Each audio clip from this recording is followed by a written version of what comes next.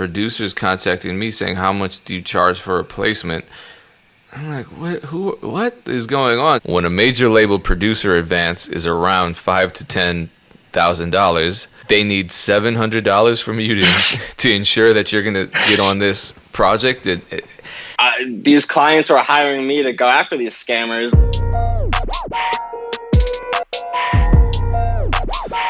All right, cool. Peace, what's going down? It's DJ Payne 1. This is the Music Entrepreneur Club podcast, episode 28. We're approaching 30. Our bodies are shutting down. We have a special guest today. What's going down? Adam Freeman. He's an entertainment lawyer. He represents a lot of producers that, if you're a producer, you're probably familiar with. Everybody from Cody to Cody spelled with an X, of course, to Palace from 808 Mafia. Who are some other people you work with? Doughboy Beats out of Mississippi, and a bunch of people from Europe. This guy Payday, who's killing it right now. God, so many I'm blanking on right now. If you're a producer, you've definitely heard of them. A lot of these big loop guys. Well, appreciate your time. Thanks for joining us. I also want to introduce Dame Ritter. He's new to the podcast. Hopefully he sticks around. We like him. I want to talk right away about a tweet that you sent out, Adam, that was, I guess, it was controversial. It was a strongly worded tweet, and it made its rounds throughout the internet, especially via the Producer Grind Instagram. Maybe incendiary is a better word than controversial.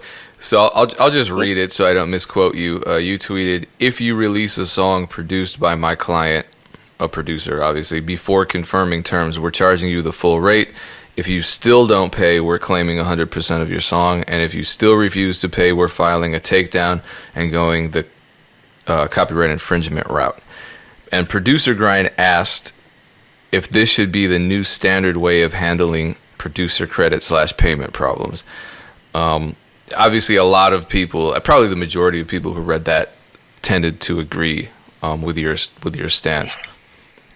Some people didn't. I know Sunny Digital was someone who disagreed, but then you also had, I believe, a town hall meeting with Sunny Digital. I don't know if you and him had a chance to talk about this. We didn't get a chance to talk about it in detail, but he was more focused on the long game. Like, there's no point. Like, his position was that there's no point in taking down a song. Might as well have it up there because it's still going to help you in some way. Because any of these could be lottery tickets, as you guys have both talked about.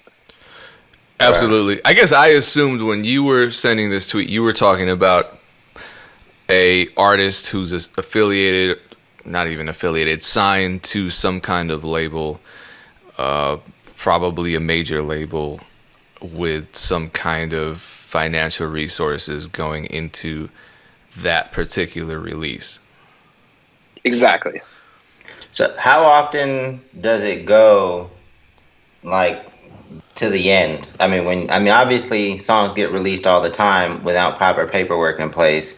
You know, what percentage are you going, like, full throttle trying to get it taken down? Like, aren't you typically able to resolve it before then? Or does it happen quite frequently where you're not able to? I've only gone to step 3 a handful of times. I've threatened a lot more, but as you guys both know, getting this stuff done before the release, that's rare. Getting it done in a reasonable time after the release, that's still really good for hip hop. So I'm talking months beyond the release. Does this process even start? Right. Well, being part of the Music Entrepreneur Club, we always want to try to give artists the best advice, and the paperwork should be done prior to a release. That eliminates all of these issues. Everybody should be on the same page. And we're going to keep trying to bang that home because I think we've lowered the bar, especially for hip hop artists, and we need to kind of pick it back up. We need to raise it back up to a normal level so that everybody understands how to do business properly. I know that's, right. I have clients in other genres, and this would be crazy in other genres. Right. So why hip hop? What happened? What, in your opinion, like, why have we let it come to this where people are, not having their paperwork in place and it just being kind of the norm? Well, I think a big reality is that these artists are turning in these albums 2 days before they come out. So I hear from lawyers the majority of the time. I hear from them 2 days before it comes out, but there's no way we're going to finish that paperwork and get it paid. There's zero chance. Right. I think that's one of the biggest factors. Okay, so just to add some of my experiences to that narrative, I've been in situations where it has been half a year and the publisher and this is a major project, the publisher is still dragging their feet, not communicating with the label. Or, maybe it's all BS. Maybe everyone just is all in concert and they just don't care about, making sure that my splits are registered because I'm not signed to a major publisher. So I'm just at the bottom of the priority list. But if, after 6 to 8 months, that stuff still isn't handled, the project's been out, maybe it's even certified, maybe it's, at millions of streams already, and there's revenue that has been generated that's just sitting there.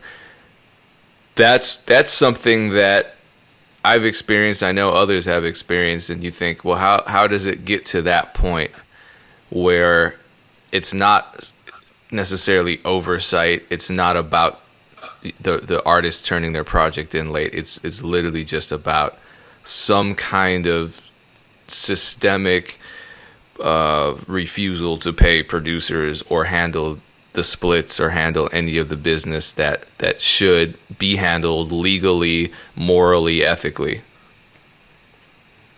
Well, this is a deeper conversation for sure, but that definitely gets to a lot of good points. I mean, I think a big part, I think it's more so incompetence and like lack of communication is where I see like 90% of the issues that I deal with come in, because there are a few of these A&R admin people at the label who are the ones you're dealing with the payment, you're dealing with them for the payment, and a handful of them are amazing and get it done in a few days, and hold it down every single time. So all the other ones, what's going on there? And some of them, it may not be their fault specifically. It's how the label's set up. They have to report to their supervisor, who has to report to their supervisor, and the main guy's out of town for a few days, so you're waiting on that. I say that to say that your stance on protecting your clients is, I guess, aggressive to a lot of people. I think a lot of people were shocked when they read that. Mm-hmm. But it's legally sound. Correct me if I'm wrong. I mean, it's legally sound, and I don't know what else to do. But I agree that people seem taken aback by it. It's like saying, if you steal my TV, I'm gonna break your window. It's breaking someone's window is aggressive, but you also stole my TV. So there also seems to be this psychology in the producer community, and I'm not referring to Sonny Digital's point. I think you probably agree too that him saying just leave the song up, don't file the takedown, will give you more leverage potentially. When it comes, I understand where he's coming from, but at the same time, he's also in the position where he's not worried about money at all at this point. Yeah, and that's another. I mean, producers who just get their first placement or their second placement or whatever, they're still holding down a day job and they're trying to transition into being a full-time producer are in a weird position because on the one hand they need the money, on the other hand they're probably deep enough in the game, in the business, where they see the benefit of playing the long game. But how do you balance that out? Because you don't know if these bridges are meant to be burned or if they're meant to be preserved. Because if you're having trouble with someone, they're not paying you, they're not communicating. Is that a relationship you want to preserve? Do you want to preserve an abusive relationship? That's my perspective. Is that 99% of the time artists pay their producers, labels pay their producers, and there's no problem. Yeah. So then, I know that, and we talked about this when a colleague of yours, Carl Folks, was on. And this is a major concern for producers, especially when they read a tweet like yours. And I even saw comments, replies to your tweet to this effect, which is, if you do all this, if you go after these artists that take your beat and publish the song and don't pay you and don't communicate with you, no one's gonna ever want to work with you again. You're gonna get blacklisted in the music business. Have you seen that happen? What was your response to that? I think that is, I don't know, that's like a loser mindset. I think you have to bet on yourself that you're gonna just keep making music and there's no way you'll get blacklisted. You'll keep sending beats out to these artists. They'll unknowingly use your music again, and they'll be right back to you. They won't even remember who you were, that you made a fuss over getting paid your advance just per the contract. So what? I've seen that happen countless times already. Yeah. Oh yeah. Yeah. No, me too. I think there's just a lot of paranoia in the producer game, and then when I guess when either of us speak on these negative situations, people start to think that that's just the norm in the business, and it's not the norm. You know, most of the time everything happens as it should happen. Everyone's happy. I mean, there's a negotiations process, but that's why you exist, to represent us and help. And that's just business. Yeah, and that's just business in general. And, you know, a lot of us are more focused on making music, and we want nothing to do with negotiations. We don't even want to contact an attorney. We don't even want to deal with that. So it all seems a lot worse than it is. The situation seems bleaker and scarier than reality. Definitely. What advice do you give producers in terms of their communication with an artist or a label prior to getting you involved? Like, what do you advise them to do from a communication perspective? Because sometimes the other party, if they're not used to dealing with lawyers, like getting a lawyer involved is seen as being aggressive.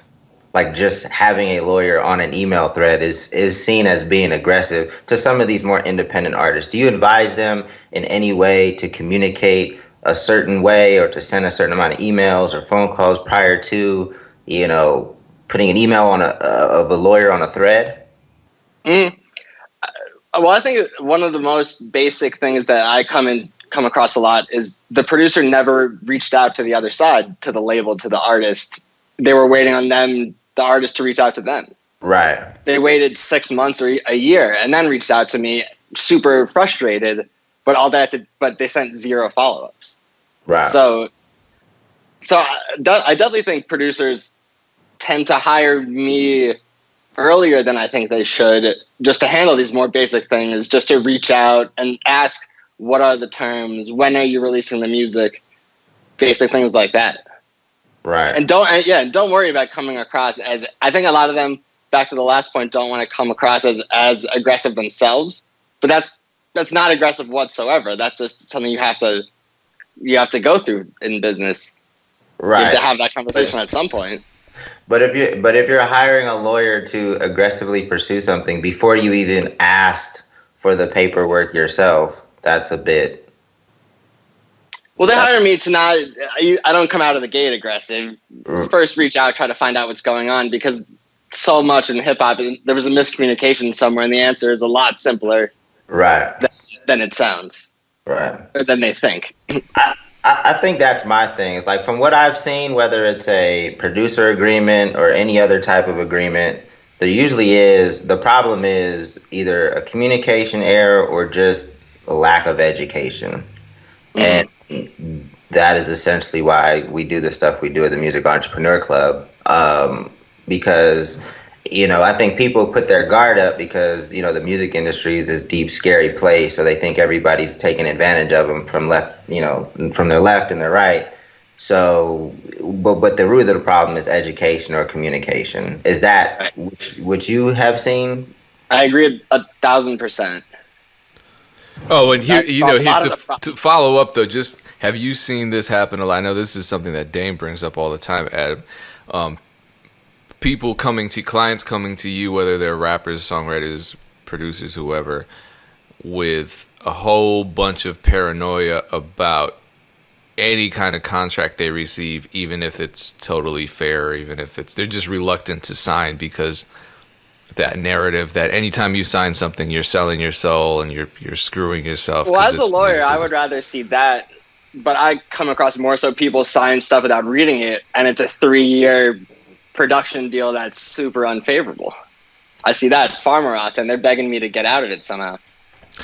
Okay, have you seen an increase in that? Because we had this conversation also with Carl Folks, and he said he was seeing, and this was a debate between him and Dame actually, because he tweeted that he was seeing predatory contracts on the rise, especially for producers, and that was kind of a vague statement, and that was what Dame was trying to gain some clarity on, and he clarified and said that he was seeing actual contracts with unfair terms, not just contracts that required some kind of negotiation, but just patently unfair contracts that were being presented to producers more so now than ever. Is that something you've seen an increase of?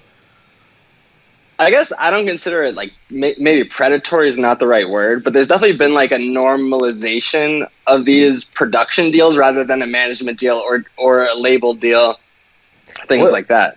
What's the point of it? I know when I first started working with Hob, he was in a production deal, like with his deal with Ruthless. What's the point of a production deal today? To be honest, I'm not sure, because I've never seen a situation where it ended up. I've heard of a handful of total success stories where it made a lot of sense, but I've never experienced any of them firsthand. I had a client. Oh, go ahead. Sorry. I was just going to ask you to explain, in simpler terms, what a production deal even is. So a production deal is what you see when a lot of these producers are signing to bigger producers. And in those situations, they're basically giving up 25 to 50, or the bigger producer gets 25 to 50% of all of the money that the smaller producer is making from music, whether it's advances, royalties, publishing, etc. But an artist can sign a production deal too, right? It's like that's like the deal to just like produce the album. This is kind of like an older school concept, from what I understand. That's like a typical label development deal where they're actually investing in the artists and putting them in the studio and getting them with songwriters. Gotcha. But producers are not doing that. You're sending loops to the bigger producer, right? Most of the time, right? But then you think you're sending a loop. Obviously 50-50, that's fair in that scenario, but beyond that, if you end up getting a placement yourself and you're the sole composer of that beat, you did 100% of the work, you're still giving half of that to the person who signed you. Yep. Yeah, and I can see why people want to get the hell out of that, but yeah, I think there was a recent video, Dame, don't get mad at me for this. There was a recent video that was circulating on YouTube about a rapper who claimed that she had sold her soul to the devil, and it went all over the place, and it just confirmed all of the Illuminati speculation about the music business and all the devil worship. And I watched the video just to see, and one of the first things, and probably the only significant thing that she said, and it was an emotional video, and I completely understand where she's coming from, but saying that you sold your soul is a very histrionic and hyperbolic way of saying I signed a bad contract, because one of the first things she said was I signed something I didn't understand.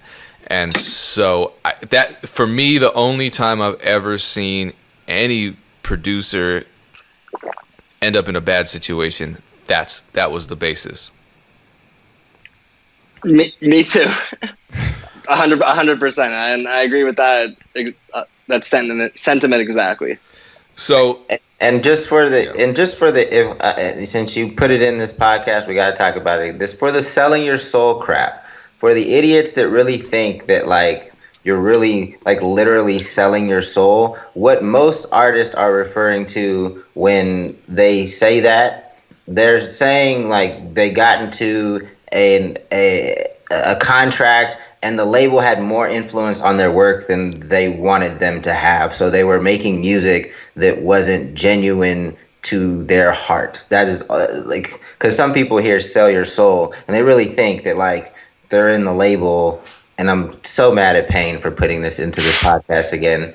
But that nobody's literally selling their soul. You're an idiot if you think that. Well, I mean, there are the blood rituals, but we'll talk about that in the next episode. What I want to pick up on is another alarming trend that I'm seeing happen in the music business with regards to producers. And I got a message the other day. I think you'll appreciate this, Adam, but by a producer who was telling me he spent a couple hundred on beat collabs with other producers. I guess producers that he thought were bigger than him, which is fine. But then he asked me if I had ever spent money on collabs. I said, no, I haven't. And his response was, wow, and you still managed to get placements. That's insane. So suddenly there's this new narrative in the producer community that you have to spend money to get placements.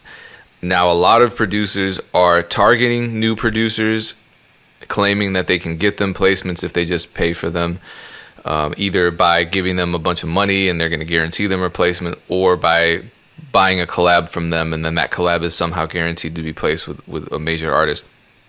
And in addition to that, you're seeing the much more obvious, stronger scams like the one that you've been exposing. Can you talk about that a little? There was one producer in particular, but there are a handful of them around the internet that are just contacting guys left and right and trying to get them for every little cent that they can. Right. Well, it's the whole thing about guaranteeing anything in this game. If you're talking with, nobody can guarantee anything, even whether it's a producer collab, whether it's an A&R coming at you saying he'd guarantee you placements. It's all lies, or don't think about it that way. Because even if you do a collab with a bigger artist, you do a collab with a bigger producer, he sends it out to an artist, the artist raps over it, sends it back to you, but who knows if they're going to release it or not? Because artists are in the studio every night, so they have 500 songs that never come out. So that they could doing these paid collabs could increase the chances, but no one could guarantee anything.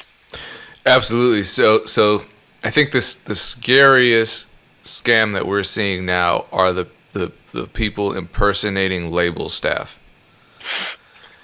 And actually, I think it's all bad. I think being an actual producer, because a lot of these guys are saying they got taken advantage of by a producer whose work they actually liked, whose resume they've been fans of. So it's not just people coming up with a fake name. It's actual music makers that are doing this to their fellow music makers.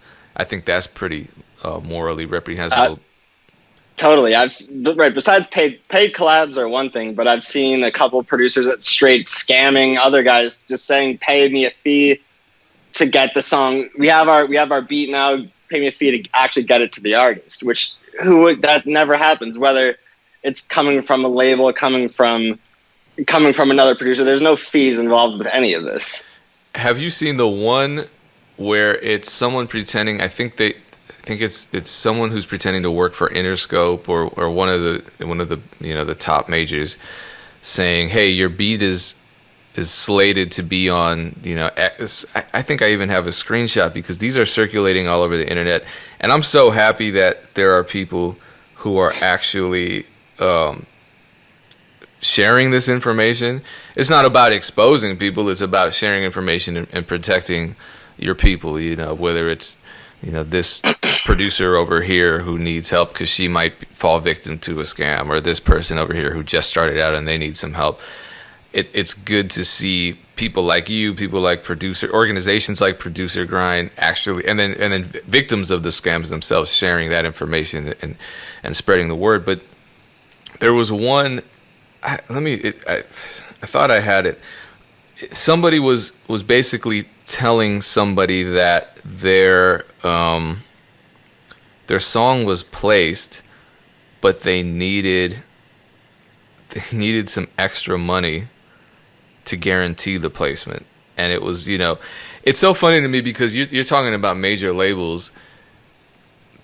When you're talking about a major label release, you're talking about hundreds of thousands of dollars wrapped up in if not millions wrapped up in this release.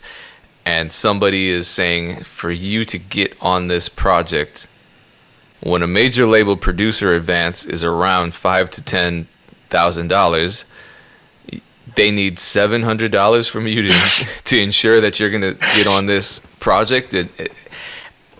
What do we do to stop this stuff? And God, because when you say it like that, it sounds ridiculous. God, I wish I had a good. I think we'd have to keep spreading the word, because these clients who are hiring me to go after these scammers, they're still in the back of their mind. They literally think there's a chance this guy is completely legit and is not, and is telling the truth. I mean, the simple answer is just education, because the more you educate yourself, even if it's a situation that you haven't encountered before or terminology you've never seen, if you have a certain level of education coupled with some common sense, you can usually say, okay, this doesn't make any sense to me, right? Because so like in just in the business world, right? So I've gone to school, I've worked in the corporate world, I've gotten an MBA. Like, even if I haven't seen a certain transaction before, or a business gets sold a certain, like, I could probably use the education that I had before and be like, that doesn't make that much sense. So it's the same in the music industry. The more you learn about music business, even if it's a new scam, you can put your education coupled with your experience, coupled with common sense, and you should be able to identify 99% of this crap as what is crap. Like, that's just life. So it's very similar to how you would learn in any other industry. And that's another thing that I'm always saying. It's like, the music industry is not that much different than other industries. We just don't have a structure. We don't have right. There's no base of there's no like requirements to get in it. So right. It's all fucked up.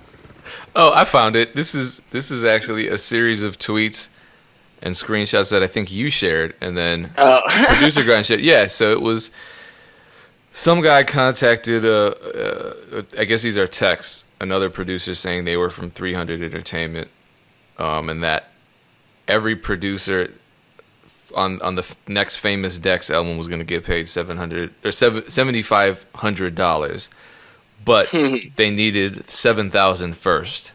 So it's like, hey Adam, I want to give you $1,000 tomorrow, but right now you need to give me $500 to guarantee that I can give you $1,000 tomorrow. It's that kind of logic that I don't, to be honest with you, man, I don't know how this is working on people, because goddamn well that giving someone $100 now to get $1,000 back tomorrow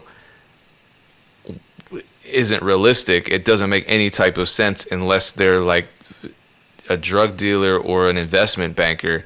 So why I guess I don't understand how a scam this obvious is working on producers. In the defense of these victims, it's like literally children, like 16, 17, 18 years old. I don't even remember what I was like when I was that young, but I was an idiot. Yeah, I couldn't imagine. And a lot have come out and told me they thought this was the quick ticket to making it versus doing it the hard/real way. Yeah, if you're 16, I guess you get a pass. Like, when I talk my shit and I'm calling people idiots and stuff, I'm not talking to the 16-year-olds. 16-year-olds, I can see how the same producer scammer that Payne was just talking about. I heard someone reached out to me in response to my tweets, a 17-year-old who this scammer spoke to the kid's parents and told them that this is how it works and it's a good idea. Like, that's crazy. How do you go? So you're going after this guy. How do you go after? We're suing him. So it's literally litigation. Yeah. Well, it just happened like a few days ago. So, I mean, it hasn't started yet, but that's the next step. I mean, this person is a public figure. Obviously, they have. You would think they would have just given the money back. That would have made this a lot easier. Right. Yeah, I guess. I don't know. They spent it probably already. But damn, how much money do you think these scammers are making in a month's time? The people that have been in my email since those tweets, like dozens of people have reached out saying you took hundreds, couple thousand, 1,000. Like, it's kind of blowing my mind. Damn. These guys are This rich. One guy. One guy is... Damn, he's rich. Send out alternate phone numbers and sending fake, like, fake Instagram DM conversations. If they put this effort into making music, like doing it the right way, right. Imagine. Well, I feel bad because I have people contacting me, producers contacting me saying, "How much do you charge for a placement?" I'm like, what is going on? So I had to kind of step back and look around and just kind of evaluate the environment currently, in 2020 as a producer, and this is the norm now. And I talked about this with Brian Hamilton, who runs Beats and Rhymes Publishing. He and I had a talk about pay to play, because you hear this all the time. You hear it in younger people circles, whether it's a 16-year-old producer or a 37-year-old rapper that's disgruntled with the music industry. They say you got to pay to play. That's the game. You got to pay to play. You want radio play, you got to pay to play, which is a federal crime. You want you want to get placements, you got to pay to play, which is bullshit. You want to get signed to a label, you got to pay to play, which is also ridiculous. No one's paying to get signed to a label. That's like paying to get a job at Burger King. It doesn't work. You need to get paid by the job, not to get the job. So this whole pay to play narrative, I think, is trickling down toxicity across the creator community. How do we? How does this spread so much? Why is this such a real? I don't have a good answer for that. Right? How did this become a thing? I have no idea, because none of it's real, as you guys both know. It's none of it's real. No one's paying anybody to play. Do you have to have the relationships and know the people? Yes, that's definitely a factor. But is anyone ever paying anyone any money? No one is. Yeah, I don't know. I know Dame will say join Music Entrepreneur Club with code MEC podcast and join some free sessions, and that's the solution. But even just join our Facebook group. Like, we have a pretty good community in our Facebook group. A lot of times people are seeing the same, potential scams. So before you pay for anything, just type in the Facebook group, "Hey guys, I'm thinking of doing this. Like, should I do it?" And a lot of people will chime in and at least get other people's perspectives. And if I see it, I'm going to chime in as well. So, at least ask some people, join our Facebook group. It's free to join. Like, just ask, just develop a network and ask people. So I remember when I was running Funk Volume, there were these scams of like people selling, I don't know if it was an Eminem verse or something, somebody's verse, right? Like selling, and then like we didn't have a formal Music Entrepreneur Club community then, but people would post like on our page, and then all of a sudden it's like 8 other artists were offered the same thing, but this was supposed to be an exclusive verse, right? So unless this was a song with like 20 verses on it, like how could it be an exclusive verse? And people were able, just by interacting on Facebook, to figure out. Well, some people were already paid their money, so they were shit out of it. But, some people were able to dodge a bullet. So just talk, just network, because people are seeing the same type of scams. I'm trying to wrap my head around being 15, 16 and having $700. I remember when I was in my Me too. early 20s. Yeah, I had a job, but it was I got paid $7.50 an hour. And I couldn't work full time because I was a kid. I know very early on. I guess I shouldn't say that this is it's not a new thing, producer scams, because someone, I think his name was Spliff. Back when I started, back maybe a year or two before I actually got a major placement, which I absolutely didn't pay a cent for. He offered to shop my beats for a monthly fee of $400. So it was like a super expensive Netflix subscription, and he would shop my beats to Dipset and stuff. And I was like, man, I really want to work with Dipset, but I don't know about this $400 thing. And then he cussed me out, and that was the end of it. Because I noticed scammers, here's what's funny to me about these scammers, man. They're ready to cuss you out. If you say, nah, I don't know, I'm a little skeptical. Oh, you ain't on shit. you trying to be a bum forever. I'm like, yo, aren't you trying to scam me out of my money? Shouldn't you be nicer to me? Shouldn't you try to ease my worries and say, okay, well, how about this? I'll give you an introductory rate of $150 a month. I don't know what. Like, I talked to Famous Dex. He's cool with $3,500. I don't know. I guess they're just making so much money that they don't have to be cool. Well, that's a different conversation. Yeah, you don't need quality customer service when you're a scammer. Yeah, but I think it enhances the business. Yeah, you're giving good advice. Oh, but I'm trying to. If all the scammers that are listening, just try this out. Just try to be nicer people. Because you even hear the on YouTube there are people share the scam calls from like the fake IRS agents, and it's like some scammers overseas, and they're cussing people the fuck out. I'm shocked when I hear, "Delete D, madam. Hello, what the hell are you doing on your computer?" You're like, why are you being such a dick to the person that you're trying to scam $3,000 out of? Shouldn't you be nicer if you really want to close this deal? Anyway, maybe I shouldn't be giving advice to immoral people, but a lot of stuff just blows my mind. I think we just got to keep having these conversations and just putting them out there. Because people just don't know. Kids ask their friends, and their friends are giving them bad advice because they don't know either. If anything else, just slow down. Just slow down. Don't make any quick decisions, and ask around. And check the internet. Follow. How do people follow you on social media, Adam? I'm on all platforms. AC Freedman Law, FREEDMAN LAW. And then obviously join the Music Entrepreneur Club Facebook community. You can ask me questions. You can ask Dame questions. You can join us at musicentrepreneur.com if you want to really get serious.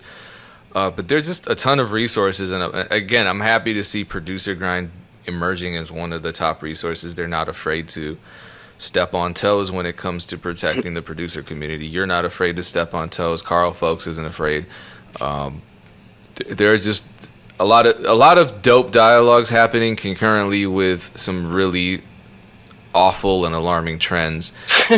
And so it's like the more toxic people you see, the more good-hearted people you see emerge too. So it's just kind of like this epic movie trailer like battle of good versus evil, except not on some larger universal sense, but just producer scammers versus people that don't want to see their fellow producers get scammed. Yep. Great to talk to you guys. Yeah, we appreciate your time, and thanks again. This is the Music Entrepreneur Club. Again, if you're listening and you're curious about joining some of our sessions, but you don't want to spend the money, join us for free. Join a couple sessions. Use the code MEC podcast when you sign up at musicentrepreneurclub.com. And you can also go to musicentrepreneurclub.com and pay a $400 monthly fee to shop your beats to Famous Dex and Dipset.